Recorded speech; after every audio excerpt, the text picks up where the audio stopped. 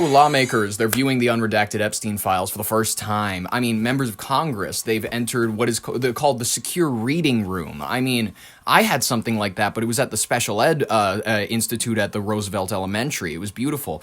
They viewed the unredacted portions of the Jeffrey Epstein files for the first time, guys. It's a high-stakes review. It's following the public release of over 3 million documents just this last month, which I'm going to be so honest with you. No one in your life has read. No one in your mom hasn't read them, your dad hasn't, your sister, your brother, no one in your life has read these files. No one in your life is going through on email servers. No one is actually, you know what the most people are getting off of this? They are getting, maybe they scroll through their TikTok feeds and then they get one guy, maybe he's like a beardo and he's like pointing at like a green screen behind him saying, this is why, here's the connection between this email and this famous person. And then they, in their minds go, oh yeah, I know it's a bunch of rich people doing bad shit, and then they scroll on, and then they keep watching whatever it is that they're doing. You know what I mean? No one actually is going in on a ground research level and poring over the fact that, oh, maybe it's weird that, like, the fat deposits in his face look different in that photo, but it's weird that there's a photo of what appears to be Epstein, you know, burning a little girl with like a magnifying glass as she's strapped to the grass. It's really bizarre that you see all these videos of what appear to be girls cleaning these ceremonial altar areas. It appears to be these like less than 10-year-old girls or whatever, like up on this thing that looks like they would sacrifice someone on an altar. It's this huge circular thing, and they're cleaning it with a bucket and shit like that. And then the people are saying that there's blood and whatnot, and then you get into the fact that there's people being thrown into the sea, allegedly, that there was cannibalism at these parties, and every single person that was going, yeah, man, I'm a Democrat, but I'm not loyal to, like, fuck it. I'm fine if this takes down Clinton. I'm fine if this takes down all of them. I'm fine if this takes down everybody. Or like the Trump supporters who went, I'm fine if this takes down Trump. I'm fine if this takes down anything. And then you actually go talk to these people, you press them on any of their opinions, and they go, it's just rich people, man. Like, people from our own side did a bunch of weird shit, but why are you obsessing over the word goyim? It's not weird for ethnic groups to have words for outsiders. It's, like, not weird at all. For you to be focusing on goyim in all of these emails, goyim actually, it can be used in multiple ways. It can actually be used positively or negatively. It's actually used more often for Jews to signal to other Jews that they're Jews. It's not actually in any hurtful way against the people that they're referring to as goyim. You have to be a major class retard in order to buy any of that, because it's obvious that they're referring to goyim in all of these emails in a negative context. And by the way, that is an excuse that they put out for the people who are never going to read the emails, who are just going to hear, yeah, sure, they talked about goyim in the emails, but the media said that it's normal for Jews to have terms for outside groups or whatever. It's just excuses. It's just excuses, nonsense. People who are still traditional Democrats or Republicans will always come up with, man, it's just rich people. Rich people have always done this, which is to some extent true and always will be true, but they're not willing to admit anything has a core to it. They're not willing to admit that he might have had an involvement with Mossad or the CIA. They're not willing to admit that the people at the heart of these operations are Jewish supremacists. No one wants to talk about Jewish supremacy. It's a dirty word. For some odd reason, we can target Christian nationalism. Oh, these groups of Christian nationals. Oh, the Christians, man, they're out to get you. But then for some reason people don't go, hey, you're generalizing all Christians. You're generalizing all Christians. No, I'm talking about Christian supremacists and the Christians who operate with this point of view. You're not talking about all Jews when you're talking about this Jewish supremacist group at the center of the Epstein cabal. It's ridiculous. It's not all Jews, but it is Jewish supremacists, and it's Jews at the heart of the operation. Just as though Christian supremacists can operate a Christian supremacy type of thing like we've seen in one battle after another. That's an example that the fucking normies will be able to understand. Whatever. Here we have, ladies and gentlemen, we have Congress members. They're being denounced right now over the unredacted Epstein files. I would like to give the DOJ a chance to say they made a mistake and over-redacted. What? And let them unredact those men's names. Nice. That would probably be the best way to do it. I mean, what we're after is the men who Jeffrey Epstein trafficked women to. We want those. According to Kash Patel, he didn't traffic to anybody, and according to every Democrat and Republican I've ever met, it was only a couple bad people, but like no one that's currently serving, no one that'll currently be running in 2028. Those names published. We're not out to embarrass people, and the problem is we went in there hoping to see that in 302 forms. What we found out is those 302 forms were redacted before they got to the DOJ. None of this is designed to be a witch hunt. Just because someone Hell yeah, may be in the Rokana. files doesn't mean that they're guilty. But there are very powerful people who raped these underage girls. It wasn't just Epstein and Maxwell, or showed up to the island, or showed up to the ranch, or showed up to the home, knowing underage girls were being paraded around, and some of the sickening stuff in there about the violence. And what we want to do is have the investigation to get to those people, to answer those questions. I love so much how the normie population, I know a lot of them, the people that are just they're let's call them they're not political savvy. They are political knowledgeable, as in they feel like they know a little bit more about politics than the entirety of their family because maybe they watch the news a little bit more, maybe they do whatever.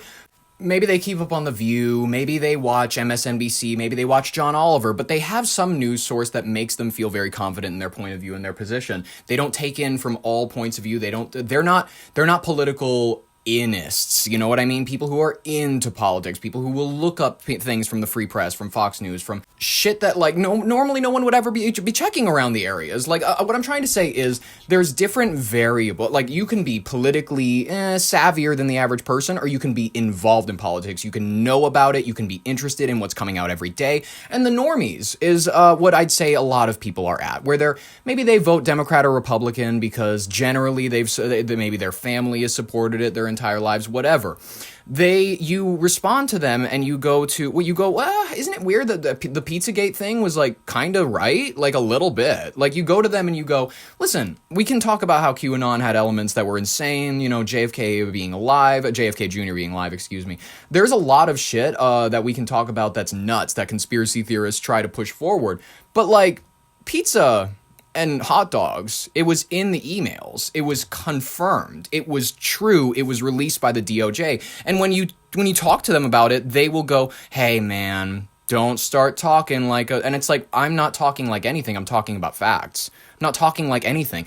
And I love that so much. You get this response from a lot of people where they go, hey, quit talking so much like a Democrat. Hey, you're sounding a bit like a Republican here. Anybody who says anything close to that is intellectually small-minded and afraid of ideas that challenge them. And that's just a really good thing to keep in your mind all the time.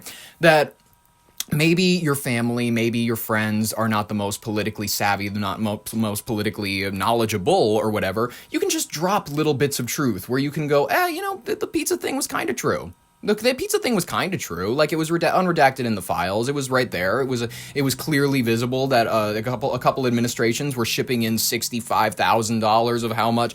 I've never heard of anybody buying $65,000 worth of pizza. That sounds crazy. Whatever. And then these people will just go, I guess the conspiracy theorists, they were like 1/4 right.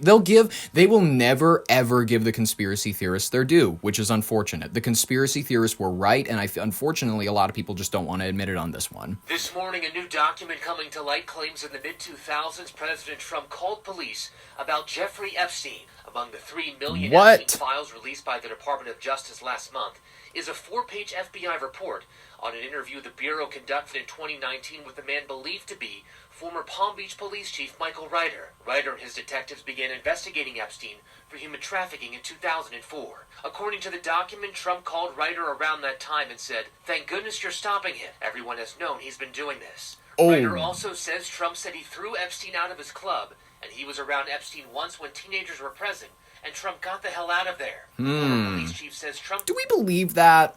I believe that the interaction happened, but the person himself going, I saw the underage girls, I got the hell out of there, though. I don't know if I'd believe that. Told him to focus on Epstein's associate, Ghislaine Maxwell, saying she is evil. Did you have any suspicions that he was molesting young women, No, underage women? I had no idea. Trump has long denied having any knowledge of Epstein's crimes, but That's very different from these claims from a supposed police chief. Twitter says Trump was one of the very first people to call when people found out that they were investigating Epstein. Maxwell appeared from prison for a congressional deposition. Yes! Okay, we're gonna review this, Queen, actually. Ladies and gentlemen, this will be our final venue into the Epstein shit for today, and then we'll get on to some other stuff, because obviously we gotta talk about some of the shit around the Minnesota gubernatorial candidate's daughter getting shot in St. Cloud, but we're gonna talk about that later. Ghislaine Maxwell, she pled the fifth during her deposition. Look at this icy queen. Look at, I know that Adventure Time fans, they're going, what's Ice Queen? It is a bitch who serves cunt icier than fresh out of the freezer like a popsicle. Let's watch. Ms. Maxwell, were you a close friend and confidant of Jeffrey Epstein? I would like to answer your question, but on the advice of counsel, I respectfully decline to answer this question and any related questions. My habeas petition is pending in the Southern District of New York. I therefore invoke my right to silence under the Fifth Amendment to the U.S. Constitution.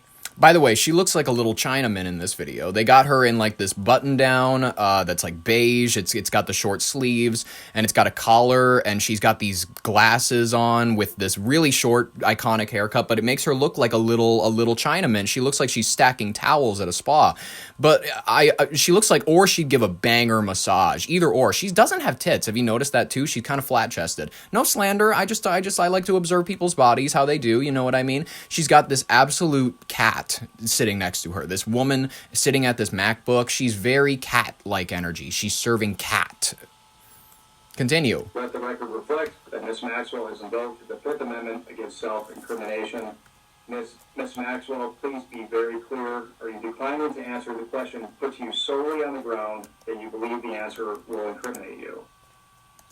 I invoke my Fifth Amendment right to silence. Oh, queen shit. Ms. Maxwell, did you at any time play any role in Jeffrey Epstein's activities involving the recruitment, grooming, or trafficking of young women or girls? Did you? I invoke my Fifth Amendment right to silence. Fuck yes. This is exactly what I trained her to do. That Ms. Maxwell has invoked. I said, Queen, you're going to get in there. I said, Queen. We were on the phone last night, and I said, Queen, you're going to get in there, and you're going to say, I plead the fifth, and they're going to have nothing on. Because she's Brit. She didn't understand exactly what she was getting into. And I went ahead and I said to her, we're going to, listen, legal counsel in this country is different. We do, like, we're in the land of the good old boys. You know what I mean? The Crown, it's not convicting over here. So we have ways of scooting around public opinion. We have the justice system in the United States is a lot less draconian than the one they have over there in the UK, sister. And then she went, Ollie, I'm rather scared. I don't know what they're going to do to me. And I told her, listen, as long as you plead the fifth in the United States, the majority of the time, the people will be sympathetic if you can look sad enough. And I told her, put on the glasses, put on the old lady look, put on the lesbian cut, because inadvertently it makes her look less powerful. It makes her look sympathetic. It makes her, and when she just goes in there, she doesn't make it messy. She doesn't get emotional. She just says in plain English, I plead the fifth. I told her that's the kind of shit that's going to have us on a beach in Miami in a few years celebrating her release. I'm just saying it. Incrimination. Ms. Maxwell, please be very clear. Are you declining to answer the question put to you solely on the ground that you believe the answer will incriminate you? Incriminate you. I invoke my Fifth Amendment right to silence. Ms. Maxwell, have you ever coerced, directed, or otherwise instructed any young woman or girl to provide sexual favors to Mr. Epstein or any other individual? Now, this would have been a good one to say no to, but we did not want her to lie. So that's the issue. That's the main issue, is that I never wanted to get her to lie. Because once you get someone lying in oath on, that's perjury. So I told her, you can't lie. And she was like, I just won't say no. And I said, well, and I understand in the UK, maybe the punishments are different, but in the United States, that's perjury and that's an additional charge. And she went, oh no. So I just told her, Fifth Amendment all the way. I invoke my Fifth Amendment right to silence. Let the record reflect yes, Queen. that Ms. Maxwell has invoked the Fifth Amendment against self-incrimination. Ms. Maxwell, please be very clear. Are you declining to answer the question put to you solely on the ground that you believe the answer will incriminate you? I invoke my Fifth Amendment right to silence. Yes. Ms. Maxwell, did you and Jeffrey Epstein attempt to surround yourselves with influential individuals to curry favor and shield yourselves from potential scrutiny? Clearly not, because she surrounded herself with me.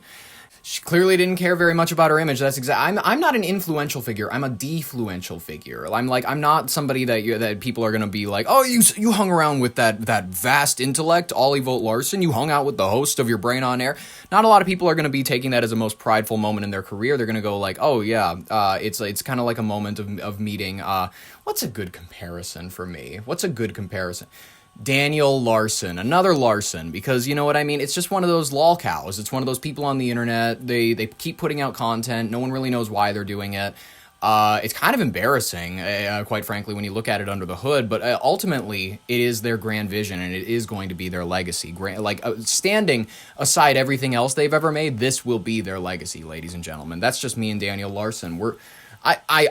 I'm fine with my place in the annals of internet history, and if you don't like it, I'm thanks. I appreciate the sympathy. Ladies and gentlemen, we got a lot more news to cover. We got a lot more shit.